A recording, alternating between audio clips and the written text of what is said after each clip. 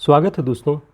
Haryana assistant professor भर्ती परीक्षा की जो ऑफिशियल आंसर की है वो जारी हो गई है और आयोग ने एक मास्टर कॉपी क्वेश्चन पेपर की उपलब्ध कराई है और आंसर की, जिसके आधार पे आप अपने ऑब्जेक्शन भी जो कुछ भी प्रश्नों के हो सकते हैं वो वहाँ पर आयोग में कर सकते हैं। तो सबसे पहले आज हम जितने 100 प्रश्न थे उन सभी को मिलाते हैं और देखते हैं कि फाइनल आंसर की के थ्रू कौन से सही होते हैं प्रश्न। तो पहला प्रश्न जो मास्टर कॉपी में है वो है कि नीचे दो कथन दिए गए हैं, उन पर विचार करना है। भाषा यादृच्छिक ध्वनि प्रतीकों की संरचनात्मक व्यवस्था है। दूसरा कथन था अर्थात इस व्यवस्था की अपनी विशेष प्रकार की संरचना होती है। तो इसकी जो ऑप्शन है उसमें सही उत्तर है कथन 1 और 2 दोनों सही है। तो ये इसका सही उत्तर है ए। अगला प्रश्न देखते हैं। निम्नलिखित युग्मों पर विचार करें। दर्द संस्कृत शब्द, तौलिया पुर्तगाली शब्द, कैंची फारसी शब्द। तो इसका जो सही उत्तर है वो है बी, केवल दो युग्म इसके सही हैं। अगला प्रश्न है निम्नलिखित साहित्यिक अवधारणाओं को उनकी परिभाषाओं से मिलाइए। तो रस, अलंकार, ध्वनि, रीति, इनके विषय में जो कुछ भी धारणाएं दी गई हैं, तो इसका जो सही उत्तर है ए, अर्थात ए का तीसरा यानी रस का भावनात्मक अनुभव सौंदर्य, बी का पहला काव्य में अलंकारिक या सजावटी तत्व, सी का दूसरा ध्वनि का काव्य में सुझावात्मक अर्थ और डी का चौथा काव्य रचना की शैली। तो ये आपका ये उत्तर सही हो जाएगा। चौथा प्रश्न देखते हैं। चौथा प्रश्न है निम्नलिखित कथनों पर विचार कीजिए। 4 कथन दिए थे। रचना की दृष्टि से संस्कृत, पाली, प्राकृत आदि की भाषा योगात्मक थी। मध्यकालीन आर्य भाषाओं में ही द्विवचन समाप्त हो गया था। आधुनिक भारतीय आर्य भाषाओं में प्राकृत और पाली प्रमुख हैं। और चौथा था उर्दू वस्तुतः भाषा वैज्ञानिक स्तर पर हिंदी की ही अरबी फारसी से प्रभावित शैली है। तो इसका जो सही उत्तर है वह है डी, केवल 1, 2 और 4 यानी रचना की दृष्टि से संस्कृत, पाली, प्राकृत आदि भाषा योगात्मक थी। दूसरा, मध्यकालीन आर्य भाषाओं में ही द्विवचन समाप्त हो गया था। और तीसरा, उर्दू वस्तुतः भाषा वैज्ञानिक स्तर पर हिंदी की ही अरबी फारसी से प्रभावित शैली है। तो ये इसका सही उत्तर हो जाएगा। अगला प्रश्न देखते हैं। निम्नलिखित कथनों पर विचार करें। अपभ्रंश शब्द का प्राचीनतम प्रामाणिक प्रयोग पतंजलि के महाभाष्य में मिलता है। दूसरा कथन था तृतीय प्राकृत में संस्कृत भाषा आती है। और तीसरा कथन था आभीर शब्द हिंदी का रूप है। तो इसका जो सही उत्तर है, इसका सही उत्तर है ए, केवल एक उत्तर ही इसका सही है। वैसे जो तृतीय प्राकृत है उसमें संस्कृत नहीं आती, उसमें अपभ्रंश आता है। आभीर शब्द ये भी अपभ्रंश का रूप है, हिंदी का नहीं है। तो ये इसका सही उत्तर हो जाएगा। अपभ्रंश शब्द का प्राचीनतम प्रामाणिक प्रयोग पतंजलि के महाभाष्य में मिलता है। तो ये इसका सही उत्तर है। अगला प्रश्न था नीचे 2 कथन दिए गए हैं, उन पर विचार करें। कथन 1, बोलियों के बनने का कारण प्रमुखतः भौगोलिक है। कथन 2, साहित्य की श्रेष्ठता के कारण भी कुछ बोलियां महत्वपूर्ण हो जाती हैं। तो इसका जो सही उत्तर है वह है ए, कथन 1 और 2 दोनों सही हैं। ध्यान रखेंगे। इन प्रश्नों को आप मिला लें, ये ऑफिशियल आंसर की है। ऑफिशियल आंसर की से सारी चीज़ें स्पष्ट हो जाएंगी। निम्नलिखित कथनों पर विचार करें। कथन थे रस का स्थायी भाव साधारणीकरण से उत्पन्न होता है। ध्वनि सिद्धांत में व्यंजना का जोर होता है। अलंकार सिद्धांत आनंदवर्धन का है। रीति सिद्धांत श्रृंगार रस पर आधारित है। तो इसका जो सही उत्तर है वो है ए, केवल 1 और 2। केवल 1 और 2 यानी रस का स्थायी भाव साधारणीकरण से उत्पन्न होता है और ध्वनि सिद्धांत में व्यंजना पर जोर होता है। बाकी जो 2 कथन हैं, तीसरा और चौथा, ये दोनों गलत हैं। अलंकार सिद्धांत के जो प्रवर्तक हैं उसमें आनंदवर्धन का नाम आता ही नहीं है। और रीति सिद्धांत श्रृंगार रस पर नहीं, रीति काल श्रृंगार रस पर होता तो आप मान सकते थे, रीति सिद्धांत नहीं। इसलिए देखें ये इसका सही उत्तर है। 8वां प्रश्न देखते हैं। सूची 1 को सूची 2 से सुमेलित करें। अफ्रीका खंड, यूरेशिया खंड, अमेरिका खंड, प्रशांत महासागर खंड, तो उसके साथ उसकी जो है परिवार वाली भाषा का नाम दिया गया है। तो इसका सही उत्तर क्या है?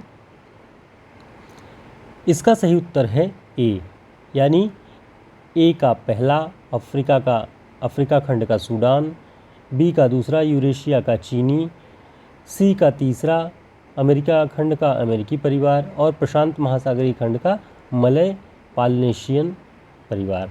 तो ये इसका सही उत्तर हो जाएगा, ध्यान दे लीजिएगा। अगला प्रश्न है, निम्नलिखित कथनों पर विचार करें। कथन थे, शंकर ने केवल निरूपाद निर्गुण ब्रह्म की ही परमार्थिक सत्ता स्वीकार की थी। दूसरा था, प्रेम साधना में वल्लभ ने लोक मर्यादा और वेद मर्यादा दोनों का त्याग विधेय ठहराया। तीसरा था, 1520 में सूरदास ने साहित्य लहरी की रचना की। और चौथा था, 84 वैष्णवों की वार्ता की रचना गोकुलनाथ ने की। तो इसका सही उत्तर क्या है? इसका सही उत्तर है डी, यानी 1, 2 और 4। शंकर ने केवल निरूपाद निर्गुण ब्रह्म की ही परमार्थिक सत्ता स्वीकार की, ये सही है। प्रेम साधना में वल्लभ ने लोक मर्यादा और वेद मर्यादा दोनों का त्याग विधेय ठहराया। और 84 वैष्णवों की वार्ता की रचना गोकुलनाथ ने की। इतने कथन सही हैं, तीसरा वाला गलत है। ठीक है, फिलहाल मिलाते चलें फाइनल ऑफिशियल आंसर की के द्वारा। देखते हैं अगला प्रश्न, निम्नलिखित कथनों पर विचार करें। पोकर कवि जिला मैनपुरी के रहने वाले थे। बनारसी दास का जन्म बनारस में हुआ था। मदनाष्टक रचना राजस्थान की है। तो इसका सही उत्तर क्या है? इसका सही उत्तर है ए, केवल एक ही इसका सही उत्तर है, बाकी गलत। ठीक है, पूछा है कितने कथन सत्य हैं, तो केवल एक कथन सत्य है इसका। अगला प्रश्न देखते हैं, नीचे 2 कथन दिए गए हैं, उन पर विचार करें। मुक्तिबोध का कामायनी संबंधी अध्ययन फूहड़ मार्क्सवाद का नमूना है।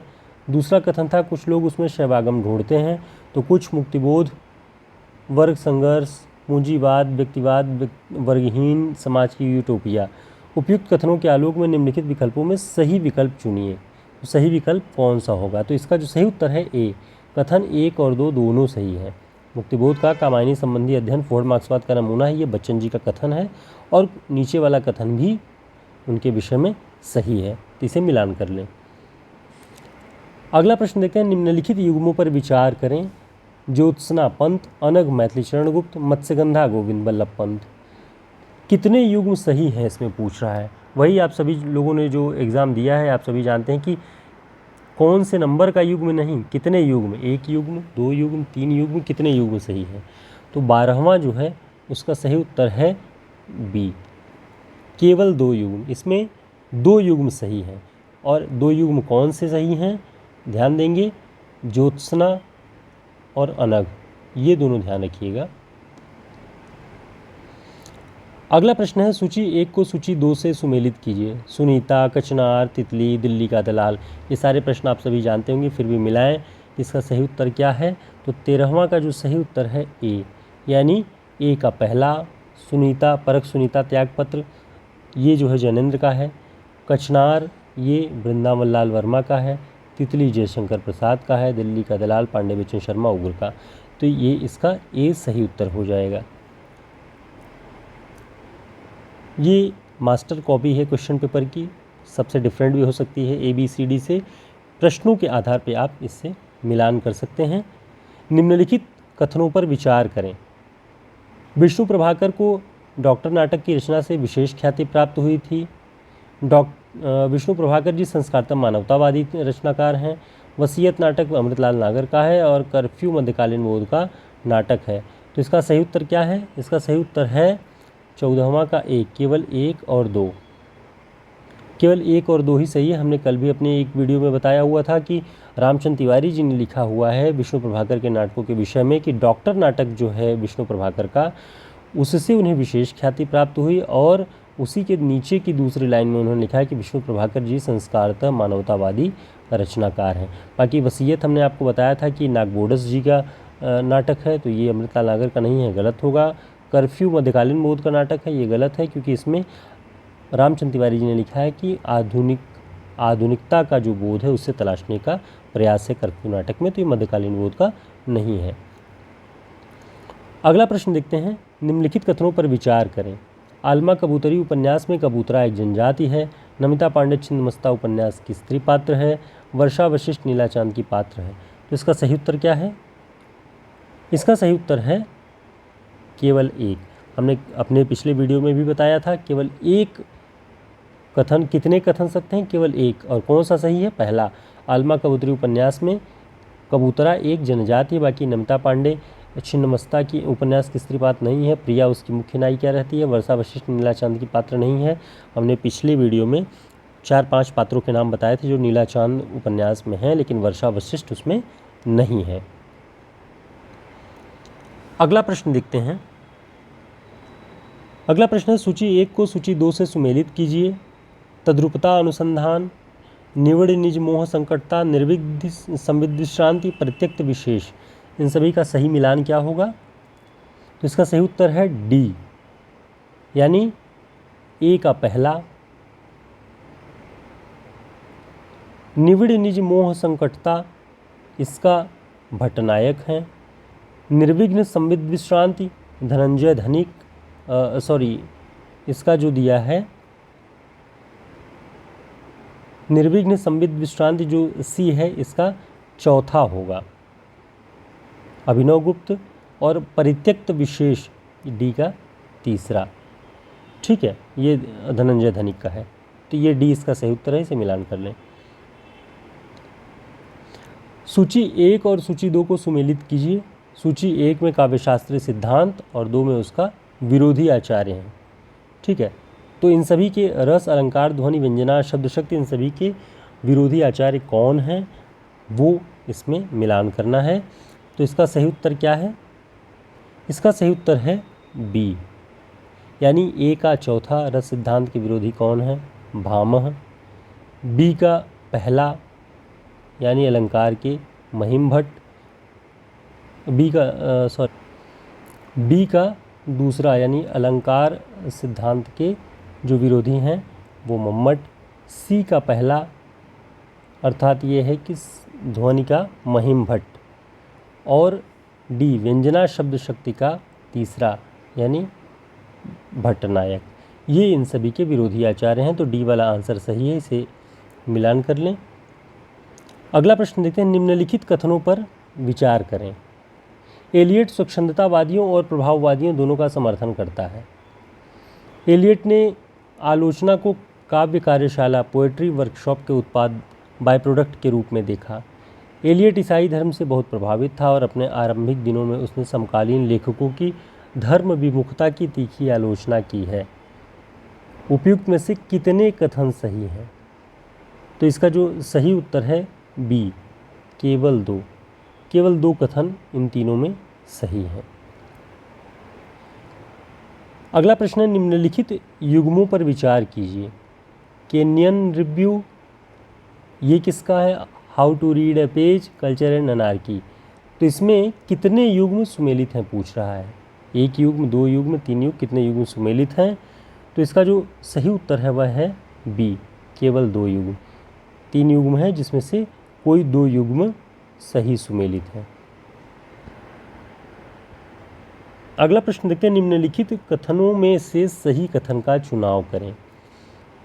4 कथन हैं। आचार्य जगन्नाथ को पंडित राज की उपाधि शाहजहां के दरबार में प्राप्त हुई है। अप्पय दीक्षित काशी के अलंकारवादी आचार्य हैं। रससूत्र में भरत मुनि ने विभावाद के साथ स्थायी भावों का स्पष्ट नियोजन किया है। भामा ने अलंकार और अलंकार में स्पष्ट भेद किया है। कौन से कथन सत्य हैं इसमें पूछा है, तो ध्यान रखेंगे इसका सही उत्तर है ए, 20 का ए। केवल 1 और 2 यानी आचार्य जगन्नाथ को पंडित राज की उपाधि शाहजहां के दरबार में प्राप्त हुई है और अप्पय दीक्षित काशी के अलंकारवादी आचार्य हैं, ये वाला सही है, बाकी 2 गलत हैं। ठीक है, इन सभी प्रश्नों में जिनमें आपको आपत्तियां हों आप उन सभी प्रश्नों को नोट कर लें और अपनी आपत्तियां आप दर्ज कर सकते हैं। ये आयोग की तरफ से आंसर की है। हम इस पर विश्लेषण भी करेंगे सारे प्रश्नों पर, जहाँ जहाँ भी शंकाएं होंगी उन प्रश्नों की तलाश करके। आगे देखते हैं 21वां प्रश्न। पाश्चात्य काव्यशास्त्र से संबंधित निम्नलिखित कथनों पर विचार कीजिए। उत्तराधुनिकता महावृत्तांतों की रचना करती है। नई समीक्षा कृति केंद्रित आलोचना करती है। साहित्य का समाजशास्त्र पाठ की प्रतिक्रिया को महत्व देता है और आधुनिकता सहजानुभूति पर आधारित है। तो कौन से कथन सत्य हैं ये तलाश करना है इसमें। तो 21वां का बी इसका सही उत्तर है, केवल 2 और 3। यानी कौन से कथन सत्य हैं? नई समीक्षा कृति केंद्रित आलोचना पद्धति है और साहित्य का समाजशास्त्र पाठ की प्रतिक्रिया को महत्व देता है। ये दोनों आयोग के हिसाब से सही है। पहला जो है उत्तर आधुनिकता महावृत्तांतों की रचना करती है, संभवतः इसमें शंकाएं हो सकती हैं क्योंकि विखंडनवाद की भी तमाम सारी बातें इस दौर में चल रही थी, तो महावृत्तांतों की बात न हो के छोटे छोटे लघु समयों की बात भी हो सकती है। तो इसको हम अच्छे से देख करके प्रामाणिक पुस्तकों से ही इस पर कुछ टिप्पणी कर सकते हैं। फिलहाल आयोग के अनुसार 2 और 3 कथन सही है। देखते हैं नीचे 2 कथन दिए गए हैं, उन पर विचार करें। आचार्य वामन ने काव्य हेतुओं में व्युत्पत्ति को प्रधान स्थान दिया जबकि प्रतिभा को प्रकीर्ण में रखा। कथन 2 था, मंगल नामक आचार्य ने अभ्यास को ही प्रमुख काव्य हेतु माना। उपयुक्त कथनों के आलोक में निम्नलिखित विकल्पों में से सही विकल्प चुनिए। तो इसका जो सही उत्तर है वो है ए, कथन 1 और 2 दोनों सही है। सूची 1 को सूची 2 से सुमेलित करना है इसमें, ठीक है। मिखाइल बाकुनिन, रोजा लग्जेमबर्ग, एंटोनियो ग्रामशी और जॉर्ज लुकाच। तो इसका जो सही उत्तर है वह है डी।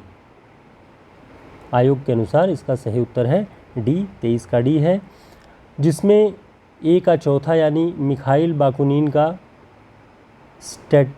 स्टैटिज्म एंड एनार्की और बी का पहला यानी रोजा लग्जेमबर्ग इसका रिफॉर्म और रिवॉल्यूशन और सी का दूसरा एंटोनियो ग्रामशी का newspapers and the workers and D का तीसरा यानी जॉर्ज लुकाच का एंड ऑफ डिस्कोर्स, विमर्शों का अंत, ठीक है। तो ये इसका सही उत्तर हो जाएगा। निम्नलिखित कथनों पर विचार कीजिए।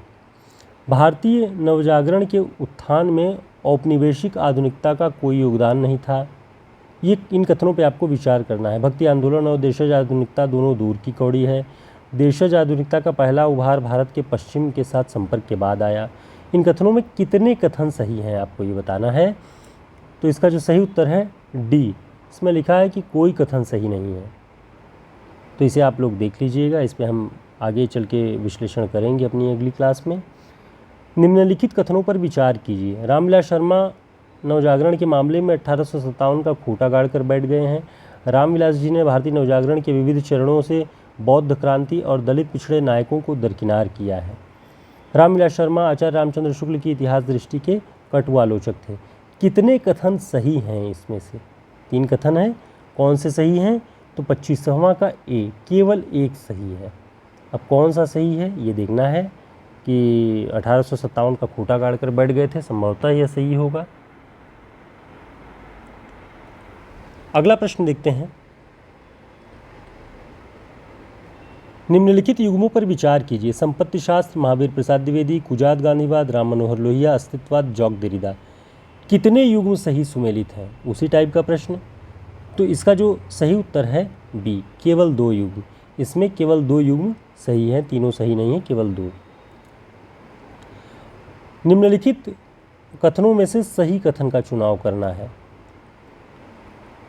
कथन है, ग्रियर्सन अयोध्या प्रसाद खत्री के खड़ी बोली आंदोलन का विरोध कर रहे थे। फ्रेडरिक पिनकार्ड खत्री जी के कार्य के प्रशंसक थे। हिंदी उर्दू विवाद में तासी हिंदी उर्दू एकता के पक्ष में था, जिसकी प्रशंसा आचार्य शुक्ल ने अपने हिंदी साहित्य के इतिहास में की। प्रताप नारायण मिश्र और राधाचरण गोस्वामी जैसे लेखकों ने भी उर्दू के डर से खत्री जी के खड़ी बोली आंदोलन का विरोध किया। कौन से कथन सही हैं? तो इसका जो सही उत्तर है डी, केवल 1, 2 और 4। देख लीजिएगा, 1, 2 और 4, तीसरा गलत है।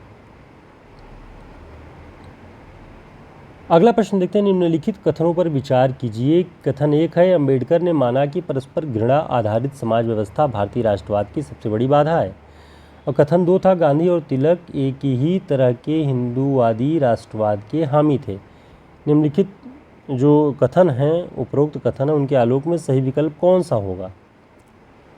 तो 28 का सी, कथन 1 सही है लेकिन कथन 2 गलत है। कथन 1 तो सही है कि अम्बेडकर ने माना कि जो घृणा पर आधारित समाज व्यवस्था है वो राष्ट्रवाद की सबसे बड़ी बाधा है, लेकिन गांधी और तिलक के हिंदुवादी राष्ट्रवाद की जो कॉन्सेप्ट थे दोनों अलग थे, एक नहीं थे। देख लीजिएगा इसको, ये इसका सही उत्तर था। अगला प्रश्न है, निम्नलिखित कथनों में से सही कथन चुनिए। हिंदी नवजागरण में स्त्री विषयक प्रश्नों को लेकर भारतेंदु बाबू एक दुचित्तेपन के शिकार थे। हिंदी नवजागरण में राधाकृष्ण गोस्वामी ने स्त्री मुद्दों की बेहद सशक्त और दो टूक ढंग से उठाया। काशीनाथ खत्री 19वीं सदी के महान लेखक और स्त्री हितैषी थे। नवजागरण के प्रसिद्ध लेखक बाबू नवीन चंद्र राय ने सीमंतनी उपदेश की लेखिका का नाम उपेक्षापूर्वक लिया है। तो इसका सही उत्तर क्या है? इसका सही उत्तर है बी। पूछा है सही कथन चुनिए, यानी 2 और 3 ही केवल सही हैं। हिंदी नवजागरण में राधाकृष्ण गोस्वामी ने स्त्री मुद्दों को बेहद सशक्त और दो टूक ढंग से उठाया है, और काशीनाथ खत्री 19वीं सदी के महान लेखक और स्त्री हितैषी हैं। यही 2 कथन सही हैं। तीसरा प्रश्न है कि नीचे 2 कथन दिए गए हैं, उन पर विचार कीजिए। कथन 1 था, ब्रज या मध्य देश की भाषा का आश्रय लेकर एक सामान्य साहित्यिक भाषा भी स्वीकृत हो चुकी थी, जो चारणों में पिंगल भाषा के नाम से पुकारी जाती थी।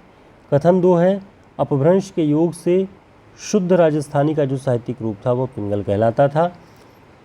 इन कथनों के आलोक में सही विकल्पों की तलाश करनी है आपको। तो इसका सही उत्तर क्या है?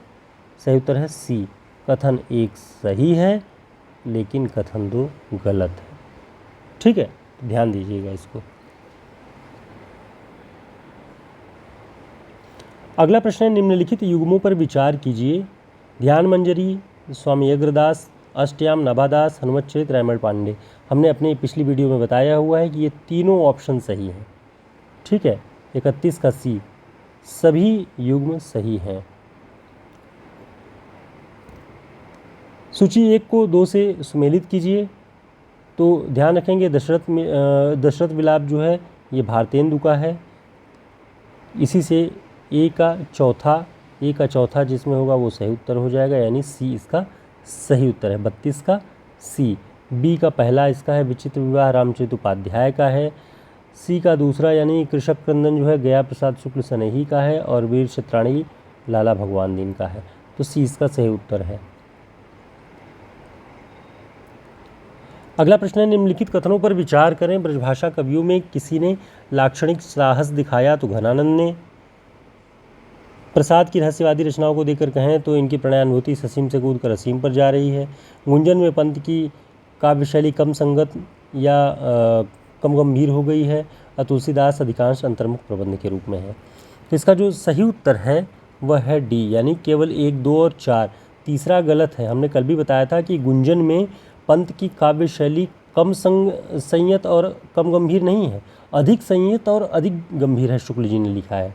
और तुलसीदास कविता पढ़ाते वक्त हमने बताया था कि अधिकांश ये कविता अंतर्मुख प्रबंध में लिखी गई है। ये आचार्य रामचंद्र शुक्ल जी की पंक्ति है। तो इसका उत्तर डी हो जाएगा। अगला प्रश्न, दिनकर की पहली रचना प्रणभंग है। त्रिधारा नामक काव्य संग्रह सुभद्रा कुमारी चौहान की कविताएं हैं। इसमें ठाकुर गुरबख्श सिंह जी का जो संग्रह है कुसुम कुंज है। तो ध्यान दीजिएगा, ये तीनों कथन सही हैं। ठीक है, 34 का सी, सभी तीनों। कितने कथन सही हैं? सभी तीनों कथन इसके सही हैं। नीचे 2 कथन दिए गए हैं, उन पर विचार करना है। कथन 1 है कि कृष्ण भक्त अधिकांश कवि फुटकल श्रृंगारी पदों की रचना में ही लगे रहे। कथन 2 था, उनकी रचनाओं में इसी कारण जीवन के अनेक गंभीर पक्षों के मार्मिक रूप स्फुरित हुए। उपयुक्त कथनों के आलोक में निम्नलिखित विकल्पों के कथनों के सही विकल्प चुनिए। तो इसका जो सही उत्तर है वह है बी, कथन 1 और 2 दोनों गलत हैं। ठीक है, ध्यान रखेंगे, कथन 1 और 2 दोनों गलत है, इसका सही उत्तर है। जिन प्रश्नों के उत्तर आपको सशंकित लगे उन्हें एक जगह नोट करे रहें, ताकि दोबारा उन पर आप रिव्यू ले सकें, देख सकें। 36वां प्रश्न है, निम्नलिखित युग्मों पर विचार करें। भावय कहो सूधी, भावय कहो फारसी टोडरमल, बासर की संपत्ति उलूक जो न चितवत केशवदास, और जा पर विपदा परत यह सो आवत यही देश रहीम। तो कितने युग्म सही हैं इसमें? तो जो 36 वाला प्रश्न है इसका सही उत्तर है सी, सभी तीन। ये टोडरमल का है, ये केशव दास का और ये रहीम का, ये तीनों युग्म सही हैं। सूची 1 को सूची 2 से सुमेलित कीजिए। ज्ञानदीप, अनेकार्थ मंजरी, भक्ति प्रताप, युगल शतक। तो इसका सही उत्तर क्या है? इसका सही उत्तर है ए। इसका मतलब है ज्ञानदीप शेख नबी, अनेकार्थ मंजरी नंददास, भक्ति प्रताप चतुर्भुज दास, युगल शतक श्री भट्ट। ठीक है, 1 2 3 4 ये इसका सही उत्तर है। अगला प्रश्न है राग दरबारी उपन्यास से संबंधित कथनों पर विचार करें। बदमाशों के खिलाफ गवाही देने के लिए हमारे ऊपर किसी की हिम्मत नहीं पड़ती, ये वाला कथन है। वर्तमान शिक्षा पद्धति में रास्ते में पड़ी कुतिया है जिसको कोई भी लात मार सकता है। और तीसरा कथन है मैं चाहता हूँ कि हमारे जीवन सिद्धांत जो है हमारे जीवन हमारे सिद्धांतों के अनुकूल हों। मुझ में और आप में इतना अंतर ही है कि मैं जो कुछ मानता हूँ उस पर चलता हूँ। तो कौन से कथन सत्य हैं? तो ध्यान रखेंगे केवल 1 और 2, ये 1 और 2 यही दोनों सही हैं राग दरबारी के संदर्भ में। बाकी तीसरा ये गोदान की पंक्ति है, ध्यान रखिएगा। निम्नलिखित कथनों पर विचार करें। रत्नावली ने रामायण का पारायण गंगाराम के घर पर किया। कथन 2, विक्रमपुर के राजा भगत रत्नावली को साथ ले आए थे और रत्नावली वाक्पटु स्त्री थी। कितने कथन सही हैं? इसका जो सही उत्तर है वो है सी, सभी तीनों कथन इसके सही हैं। 40वां प्रश्न देखते हैं। पुनर्नवा 1963, चारुचंद्र लेख 73, रामदास का पोथा 75 कितने युग्म सुमेलित हैं? तो इसका जो सही उत्तर है वो है डी, इनमें से कोई भी युग्म नहीं, कोई भी युग्म सुमेलित नहीं है, इसमें ध्यान देंगे। निम्नलिखित कथनों पर विचार करें कि कालीचरण कहता है जाति बहुत बड़ी चीज़ है, जुलूस में रथी को कंधा खिलावन देता है। कायस टोली को मेरीगंज के लोग मालिक टोला कहते हैं, यादव टोला को गोर टोली कहा जाता है। कौन से कथन सत्य हैं? तो इसका सही उत्तर क्या है? डी, केवल 2 3 और 4। ठीक है, 2 3 और 4 पहला वाला गलत है। अगला प्रश्न देखते हैं। झूठा सच उपन्यास के बारे में निम्नलिखित कथनों पर विचार करें। यह उपन्यास 2 खंडों में विभाजित है। कथा की धुरी जयदेवपुरी और उसकी बहन तारा के इर्द गिर्द घूमती है। इसमें 1942 से 57 तक का भारत अपनी समग्रता में समाहित हो गया है। और रामचंद्र तिवारी के अनुसार इस उपन्यास में राजनीतिक प्रश्नों का विवेचन बड़ी गहराई से किया गया है। कौन से कथन सत्य हैं पूछ रहा है इसमें। तो इसका जो सही उत्तर है ए, कथन 1 और 2 यही दोनों सही हैं। ये तीसरा और चौथा गलत है, इसमें ये बताया गया है क्योंकि 42 से 52 तक की ही घटना का वर्णन है। और चौथा जो कहा है कि रामचंद्र तिवारी के अनुसार उपन्यास में राजनीतिक प्रश्नों का विवेचन बड़ी गहराई से किया गया है, इसे आयोग ने गलत बताया है। लेकिन जब आप रामचंद्र तिवारी जी की पुस्तक यशपाल जी के बारे में जो उन्होंने उसमें लिखा हुआ है वहाँ पढ़ेंगे तो वहाँ देखेंगे कि राजनीतिक प्रश्नों पर या राजनीतिक विषयों पर बहुत गंभीरता से यशपाल जी ने लिखा है। ऐसी बात वहाँ मिलती है, प्रत्यक्ष ही बात न लिखी कि बड़ी गहराई से विवेचन किया गया है। राजनीतिक प्रश्नों की बात की गई है कि राजनीतिक बिंदुओं पर बहुत बेहतर ढंग से बातचीत है इस उपन्यास में।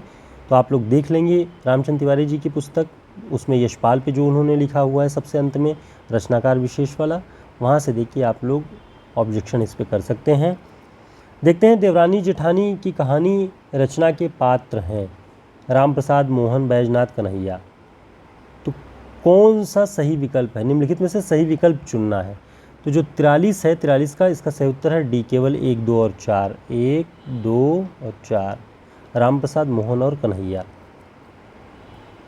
निम्नलिखित कथनों पर विचार करना है। गोदान के बारे में जो पंक्ति पूछी थी वो वाला प्रश्न है ये, ध्यान से देख लीजिए। गोदान में वे गांधीवाद से मुक्त हैं, मार्क्सवाद से भी उनका सरोकार नहीं है, न तो उन्हें गांधीवाद का विश्वास रह गया, न बल्गेरिया और रूस से आने वाले पत्रों में छपी किसानों की खुशहाल जिंदगी की खबरों में।